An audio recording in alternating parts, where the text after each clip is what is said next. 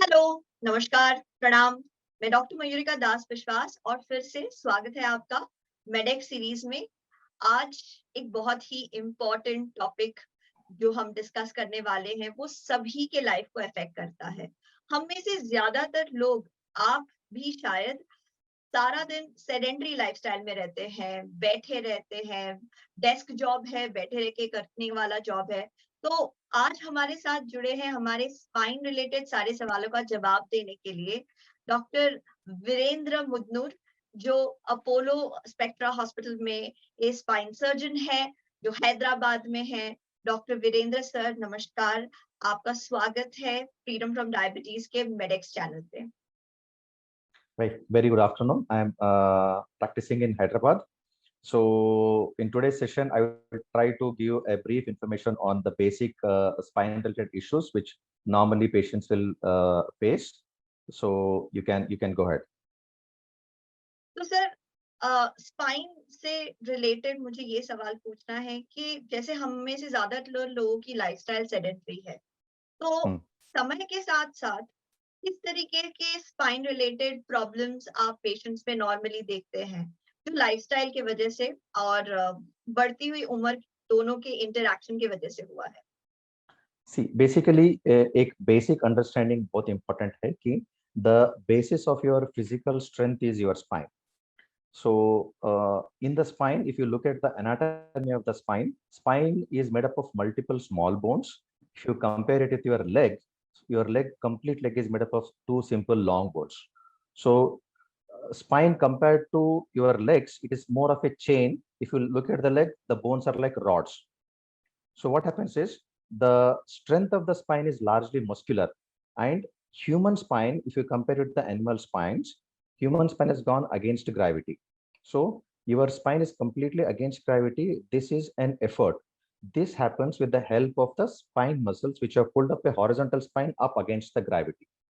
This is one aspect of the spine. Second aspect is there is a complex mobility in the spine. If you compare, if all your sense organs are in your face, if you want to look behind, you will have to use movement in your neck and then lower back. You have a forward bending, side bending, and rotational movement. So mobility and stability are inversely proportional. Something which is more mobile is always less stable. So the stability of the spine is largely dependent on the muscular strength. So what happens is your muscles start degenerating with age, specifically if you have 30 plus, your muscles start becoming weaker and weak. So with age, people start to put on more weight. Their muscles are becoming weak, bones are becoming weak, their body weight is increasing and their work is increasing. So there is a mismatch in the work which we do and the strength that they have. So about 80 to 90% of the people will usually suffer pains because of mechanical issues. There is a mismatch in the kind of the body weight they're carrying, work they are doing, and the strength that they have. Pathological issues, conditions which are associated with the spine will contribute only about 5 to 10%. 90% of the people have problems because of inadequate muscular strength or inappropriate postures in their workplace or doing work continuously without respecting the body. ये तो सच में we notice this in so many cases that we are all dedicated strongly to our desk jobs. We are working a lot and we are not exercising. Yeah. Are there any particular or specific conditions that you notice in diabetics or conditions that are very frequently seen in people with obesity? Usually diabetic patients or obese patients, they usually come with lower back pain. Most of them will have mechanical lower back pain because they are obese. They're carrying more weight than their body is actually allowed to. So a simple example, if you ask somebody to carry about 4 to 5 kg weight in their hand and walk all through the day, they will not be able to. They will keep it aside in about maybe 10-15 minutes. They want to keep that 5 kg weight aside. But if it is inside the skin, body doesn't have a choice. Weight, whether it is inside the skin or outside the skin, it is going to be same. If you're overweight by say about 10 to 15 kg weight, you should understand the impact of that 10 kg. If you try and carry 10 kg weight in your hand and move all through the day, your body will significantly complain about that weight. So if it is inside the skin, body doesn't have a choice and it keeps on carrying. So this mechanical effect of the weight is going to cause a significant pain in the lower back muscles. That is one aspect. Second aspect is, if this continues for a longer duration, the maximum movement happens in the lower aspect of your spine, basically the lumbar spine. If you see, like if you have a chain and tie it to a wall and move, the maximum stress is where mobility and immobility meets. So the mobile structure ends and immobility starts. That is the junction. That is L4, L5, L5, S1 regions. These regions take maximum stress, and there the degeneration of the discs happens. So whenever the disc degenerates, there is a bulging of the disc behind. Exactly behind the disc, we have a spinal cord and the nerve roots. So these compressions on the spinal nerve roots lead to a typical pain on the backside of your thigh, backside of your leg, which is normally termed as sciatica. So usually the common conditions are simple mechanical pain in early phases. Second thing is they will have a prolapsed intervertebral disc. If it progresses, it can lead to instability of the two vertebral joints, which we call it as listhesis. One vertebral body moving over the other or slipping over the other, that we call it as listhesis. So it is a spondylitis or spondylolisthesis. These are the three common conditions which we usually see. Okay, thank you so much for letting us know about that. मुझे ये भी जानना था that if you could please tell us that what are the holistic treatment approaches that you recommend when you see these kind of conditions? See, as I told you, the spine is a very complex structure. So the mechanism in which it functions is very complex. If you understand, the basis of your physical strength is your spine. See, if you're throwing something, doesn't mean your arms are strong. It is an inertia against a strong spine. So since it is a very complex thing, you should not simply approach it by taking an X-ray, MRI, looking at one particular thing and say, okay, this is there. This, if it is done, it will go up. No. So you should understand that one thing, your body weight. Your body weight should be appropriate for your height. So your BMI should be appropriate, number one. So that can be achieved by maintaining an appropriate diet and appropriate physical exercise. Okay. The second thing is strengthening of the spine muscles.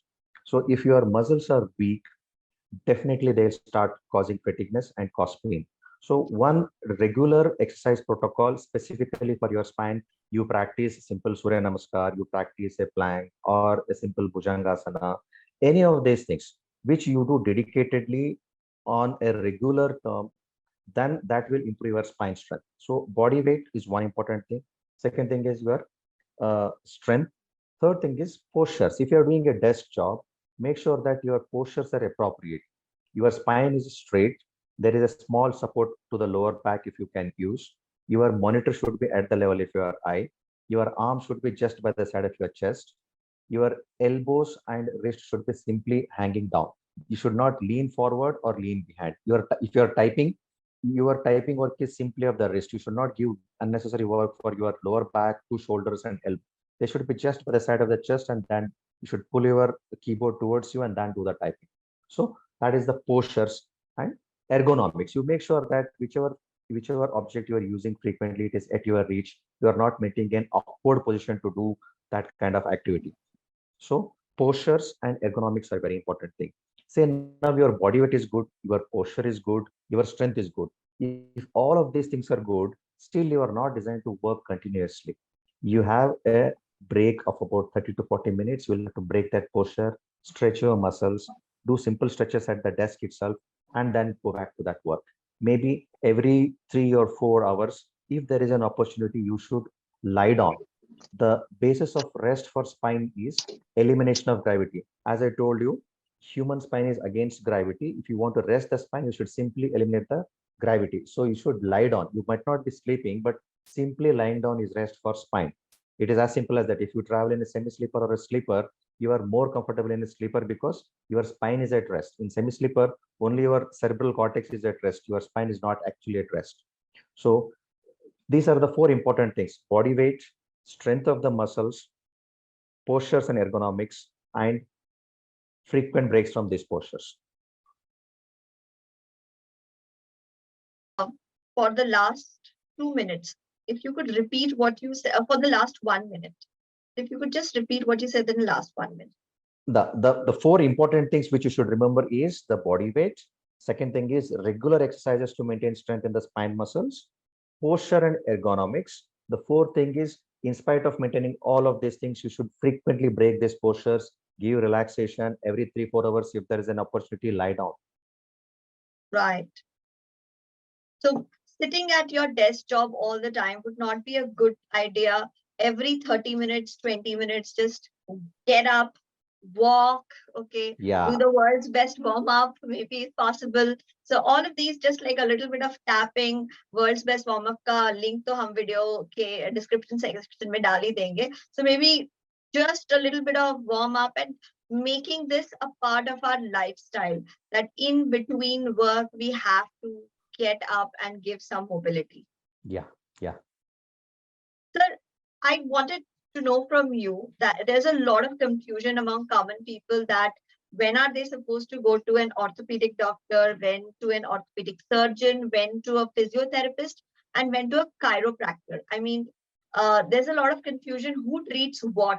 Could you help us understand the roles and how these various specialists help?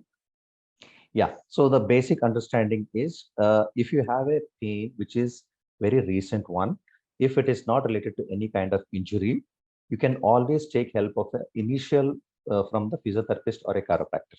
Okay. So usually they will do manipulation of the spine. The chiropractors largely do manipulations of the spine and they'll give you relief. The physiotherapists do use muscular mobilizations and muscular stretches to give relief, and they will largely teach you muscle strengthening exercises which you need to practice at home. So the different approaches for a chiropractor and physiotherapist are slightly different, but there is significant overlap. So any pain which is a recent one where you feel that it is not related to any kind of injury, and if there are no symptoms of the nerve, you do not have a radicular pain coming down to lower legs and a tingling and numbness in your legs, that Could kind you of pain, if explain that radical pain part? Some of our viewers might want to know a little bit more about it and understand it more clearly. see, basically the nerves which are supplying the lower limbs are concentrated in your lower spine. Okay, if any one of those nerves is irritated, you will have a shooting pain along the back of your thigh, back of your leg, and then coming down to your toes. You will have a small electric shock like sensations or slight numbness and tingling in your feet. So these kind of sensations we call as a radicular pain, which is radiating, but primary pathology will be largely in the lower spine, but you will feel pain in the lower down. So these kind of pains we call it as radiating pains or radicular pains. So if you have these symptoms, probably you'll have to see an orthopedician or a spine surgeon or an orthopedic spine surgeon for evaluation. So these kind of things require evaluation. If it is a simple mechanical back pain, you can always visit a physiotherapist or a chiropractor initially. If there are no radicular symptoms or neurological symptoms or no specific injury, you can attend this physiotherapist in chiropractic. But if the same thing is persisting, say beyond 6 weeks to 3 months, you got to get it evaluated from an either general orthopedician or an orthopedic spine surgeon or a neurosurgeon. Now, the difference between all of these things is there is spine is overlapped by orthopedics and neurosurgeons together. So it is just a subspecialty. Neurosurgeons who concentrate on spine work, they have become neurosurgeons who do exclusive spine work. And there are orthopedicians are exclusively dedicated to spine work. They are completely doing spine work only. So there is no difference if you go and visit a neurosurgeon or an orthopedic spine surgeon. If you visit a general orthopedician, probably he will be able to evaluate, diagnose, guide you. When it comes to surgical help, you would definitely recommend an either orthopedic spine surgeon or a neurosurgeon. He will definitely recommend or take help from one of those surgeons. This was actually going to be my last question, but you have covered it already. And I am finding it so much more clearer now. I am so clear that when is one supposed to go to an orthopedic surgeon, when to a neurosurgeon, when to a chiropractor, when to a physiotherapist, and what kind of treatment I'm likely to expect over there. I also learned about the importance of not sitting at the same place, which is a big mistake that we all do. और आपने muscles के बारे में भी इतना बताया that we have to work on building on our muscles and how building on muscles is very important.